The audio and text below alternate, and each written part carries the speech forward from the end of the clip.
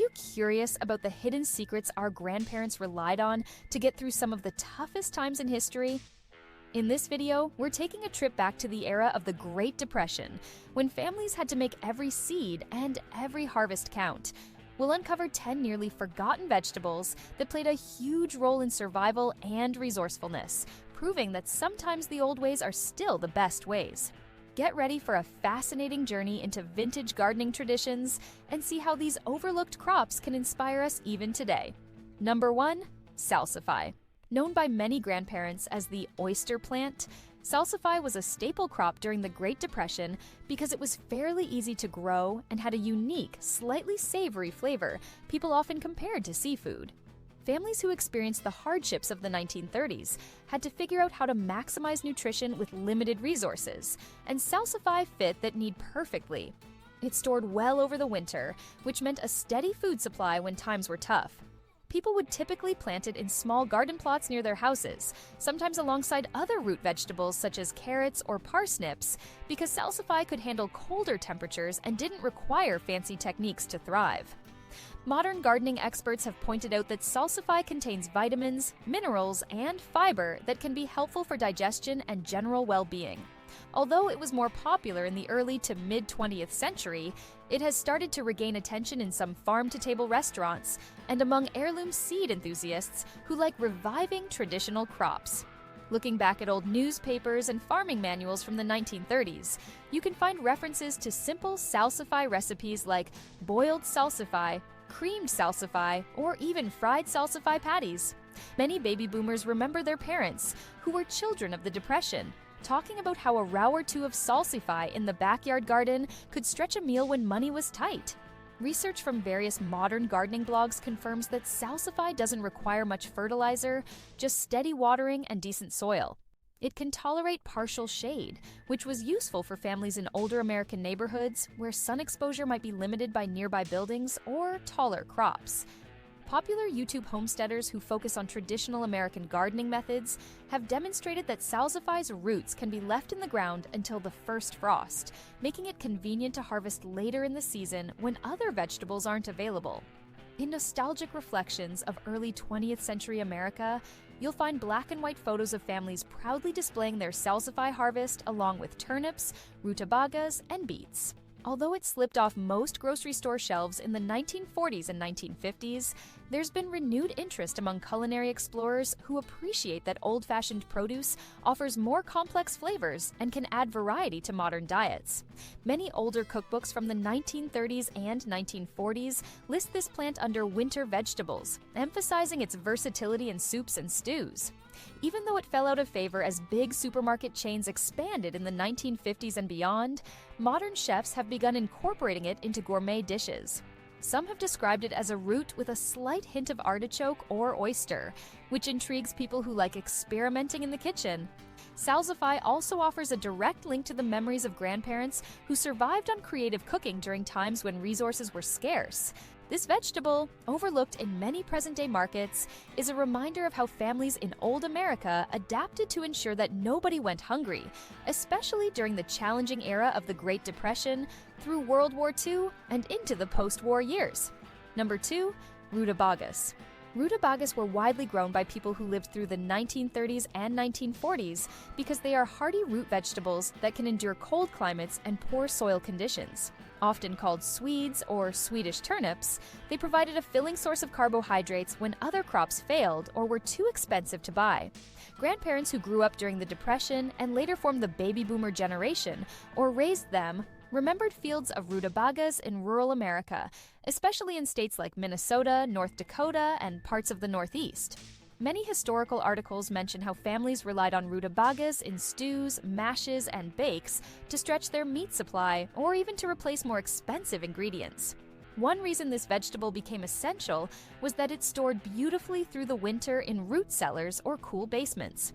Elderly folks from that era recall layering rutabagas in wooden boxes filled with sand or straw so they could keep eating them well past the coldest months. In the 1950s and 1960s, rutabagas started becoming less common on American dinner tables as processed foods, fast food restaurants, and flashier produce options gained popularity. However, you'll still see them pop up in farmers markets and specialized grocery stores today. Modern nutritionists have pointed out that rutabagas provide vitamin C and E, as well as a healthy dose of fiber. Some dietitians now recommend them as a lower-carb alternative to potatoes, tapping into the renewed interest in vintage and heirloom produce. Old recipe books suggest boiling rutabagas with a bit of salt and butter, or roasting them with herbs for a sweeter taste. Researchers who've documented Depression-era practices say that families used to mix mashed rutabagas with leftover bacon grease or bits of salted pork, creating a makeshift meal that kept everyone going through tough times. The idea of use what you have was a survival strategy back then, and rutabagas, being cheap and abundant, fit that plan perfectly.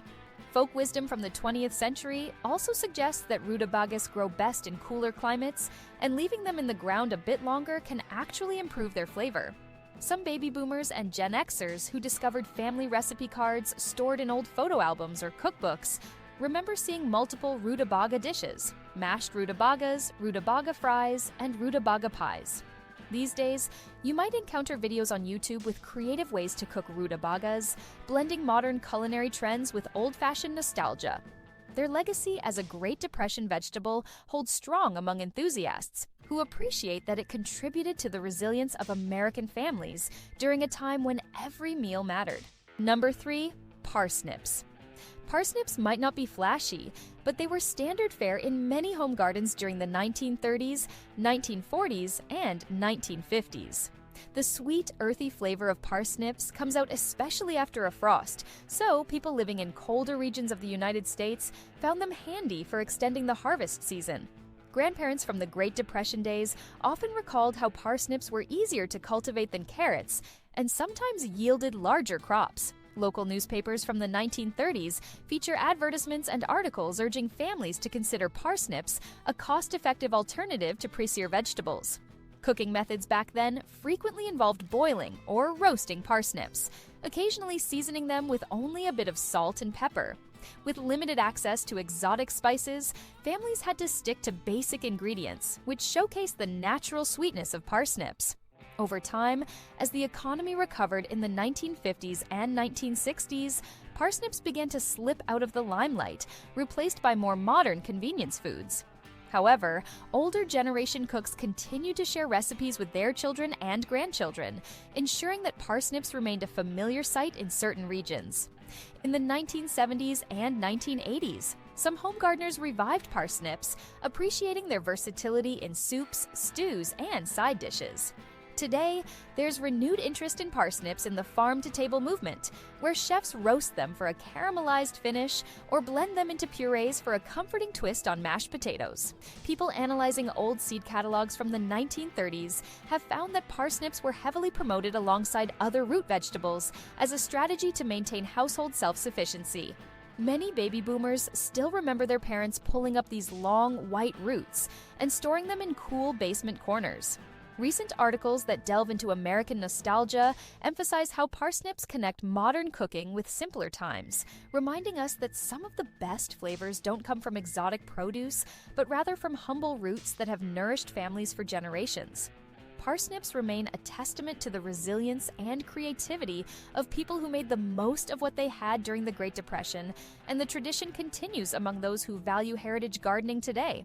Number 4. Celeriac. Also called celery root, celeriac is the knobby, bulbous part of certain celery varieties, and it was grown by many families looking to use every possible square inch of garden space.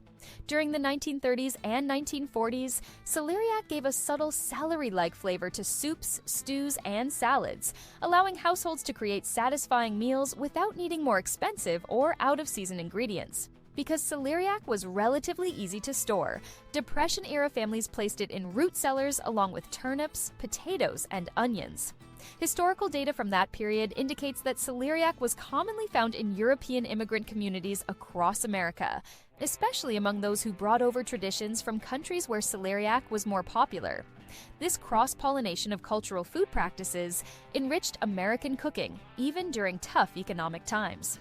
By the 1950s and 1960s, however, the arrival of mass-produced groceries made it less common for households to bother with somewhat exotic root crops like celeriac. Some baby boomers might not even recall seeing it in stores until gourmet and health-conscious trends picked up later. These days, farm-to-table chefs appreciate celeriac for its versatility and low carbohydrate content, often using it as a substitute for potatoes or grains. It can be roasted, mashed, or even used raw in slaw-type salads. Nutritional information from modern sources shows that celeriac contains vitamin K, vitamin C, and several minerals that make it a healthy choice. Researchers compiling online articles and YouTube gardening tutorials note that celeriac can require a slightly longer growing season, so starting seeds indoors can help. Grandparents who kept diaries or written accounts during the Depression talked about how they wanted vegetables that could play multiple roles in cooking. Celeriac fit this criteria by adding flavor to broths and stock while also serving as a filling side dish on its own. The plant's resilience and ability to thrive in less than ideal conditions made it an important addition to gardens throughout the 20th century. Today, it serves as a reminder that sometimes the overlooked knobbly vegetables can offer big taste and adaptability, tracing a direct line back to the survival strategies that families used when money was tight. Number 5. Kohlrabi. Kohlrabi has a distinctive appearance, looking like a turnip growing above ground with stems shooting out in different directions. This cool weather crop was popular in many parts of the United States during the Great Depression because it didn't demand fancy soils or extensive care, and it matured relatively quickly. Newspapers from the 1930s ran articles about how kohlrabi could be harvested early and provided a good source of vitamins, which was crucial at a time when nutritional deficiencies were more common. Folks sometimes referred to it as the German turnip, or used it in ways similar to cabbage. It can be eaten raw, sliced into salads, or cooked in stews, providing a mild, slightly sweet flavor. Studies looking back at old gardening guides confirm that kohlrabi was favored in immigrant communities that had a history of growing it in Europe. As the 1940s and 1950s rolled around, kohlrabi briefly held its place in home gardens, particularly in areas where families passed down old country traditions. Over time, though, as supermarkets became the norm and trendier vegetables filled produce aisles, kohlrabi got sidelined.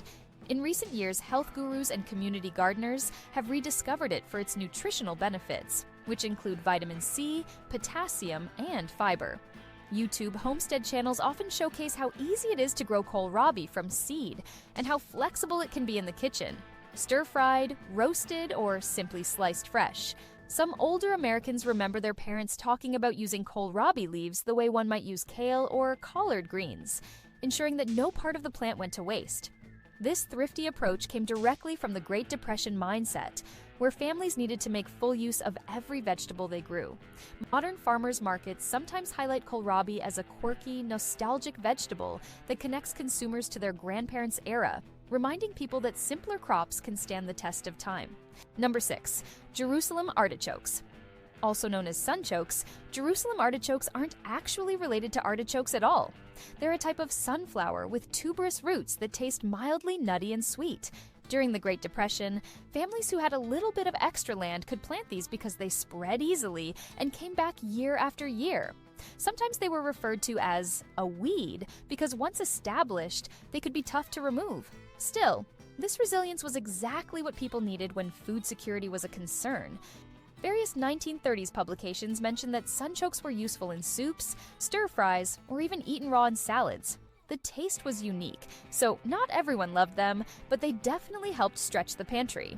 Grandparents who remember these times noted that you could leave the tubers in the ground until you were ready to use them, which meant less need for proper storage facilities. Modern nutritional analysis shows that Jerusalem artichokes are high in inulin, a type of fiber that supports gut health. Chefs and food bloggers today experiment with roasted sunchokes or sunchoke gratins.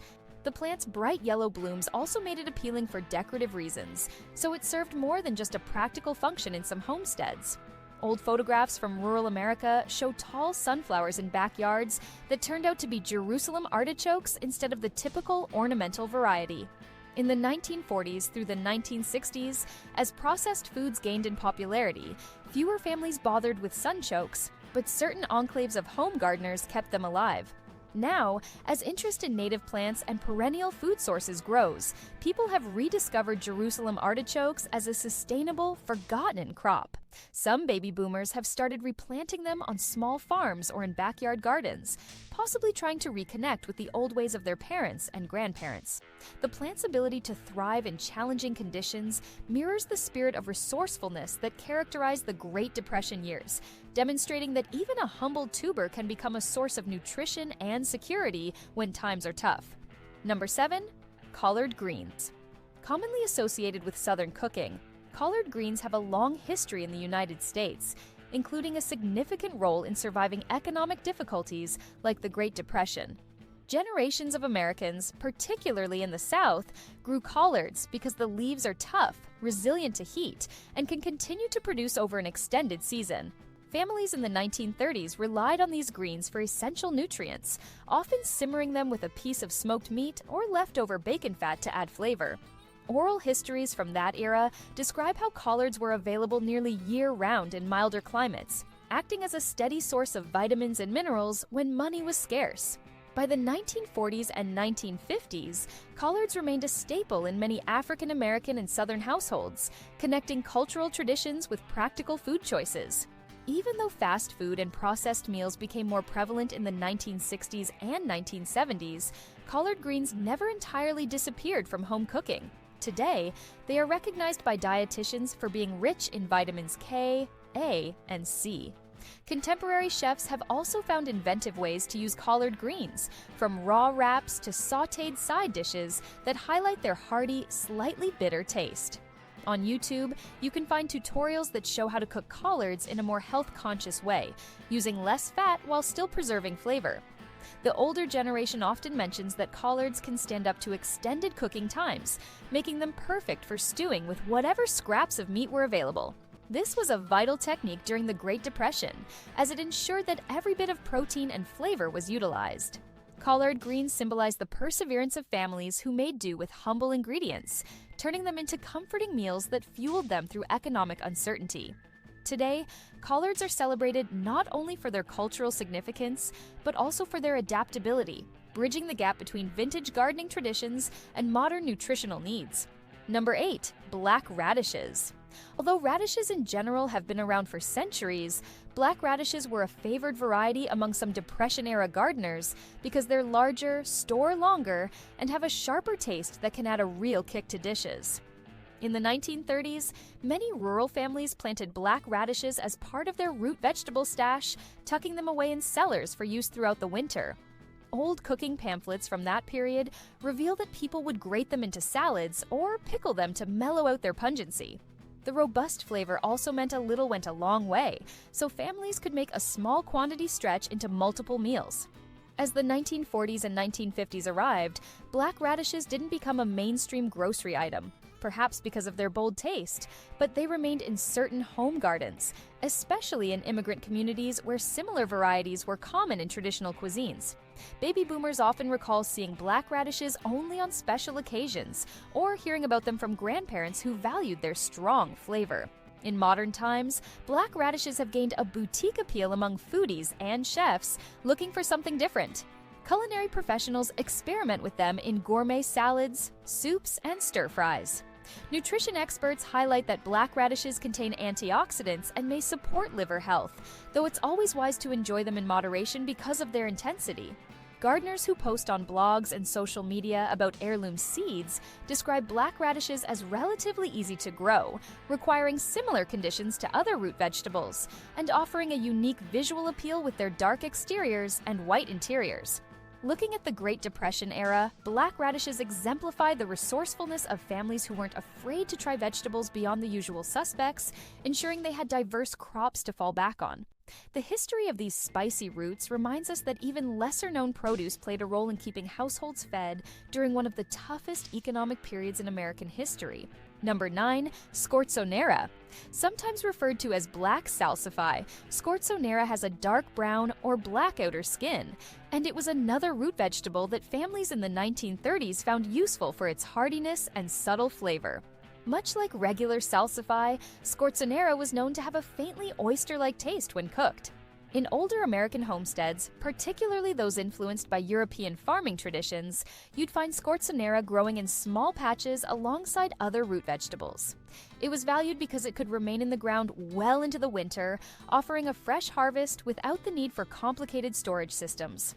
Data from historical gardening bulletins suggests that Scorzonera wasn't as widespread as turnips or potatoes, but it had loyal fans who appreciated its versatility. Depression-era folks often boiled it and then pan-fried it, similar to how they might treat parsnips or carrots. By the 1940s and 1950s, Scorzonera started to fade from common use as households turned to supermarket-bought produce. People who grew up in immigrant families sometimes kept planting it, holding onto family recipes and traditions passed down through generations. In modern times, Scorzonera appears in specialty seed catalogs for gardeners who want to experiment with old-fashioned crops and unique flavors. You might see some cooking demonstrations online that highlight how to peel and prepare Scorzonera, because it has a somewhat sticky sap. Those who have tried it say that the flavor profile can give a slight sweetness to soups or pair nicely with butter and herbs. Old newspaper clippings from the mid-20th century mention Scorzonera as a fancy root, suggesting it was used on special occasions or for variety in otherwise repetitive meals. Baby boomers who inherited old family cookbooks might find Scorzonera recipes tucked away as a reminder of their grandparents' resourcefulness during the Great Depression. Today, Scorzonera remains a hidden gem that underscores how American families in the early to mid-20th century were open to trying different vegetables if it meant they could keep food on the table year-round. Number 10. Turnip Greens. While turnips themselves are still somewhat common, the greens often get tossed out, which would have been unthinkable during the 1930s. Back then, resourceful families harvested both the turnip root and the leafy greens on top, ensuring not a scrap went to waste. Turnip greens contain loads of vitamins and minerals, including vitamins A and K, and they have a peppery bite that can spice up soups or stews. Grandparents who grew up during the Depression remember boiling or sautéing these greens with whatever small bits of meat or fat they had, resulting in a nutritious dish that helped stretch the rest of the meal. Newspapers from the 1940s showed recipes for turnip greens that resembled how collard or mustard greens were cooked in the South, often with cornbread on the side to soak up the savory broth. By the 1950s and 1960s, as people became more urbanized and started buying produce from supermarkets, many home cooks shifted away from preparing leafy greens in general, and turnip greens got overshadowed by spinach or lettuce. However, baby boomers in rural areas still recall seeing turnip greens on the family table, especially if their parents kept up a garden in the backyard. Recent interest in reducing food waste has led some modern cooks to revisit these greens as a smart way to get more nutrition out of a single plant. Many online articles and YouTube cooking channels encourage people to think twice before discarding turnip tops because they can be easily sautéed with garlic, onions, or a bit of chili for extra flavor. The nostalgia factor is strong here too, because it reflects the do-it-yourself spirit of old America, where families had limited means but managed to stay healthy by utilizing every part of the plant. Turnip greens underline a key lesson from those decades, that survival and thriftiness often go hand in hand. The Great Depression demanded creativity in meal preparation, and turnip greens remain a testament to how a seemingly small choice, like keeping the leafy tops, could make a big difference in feeding a household through difficult times.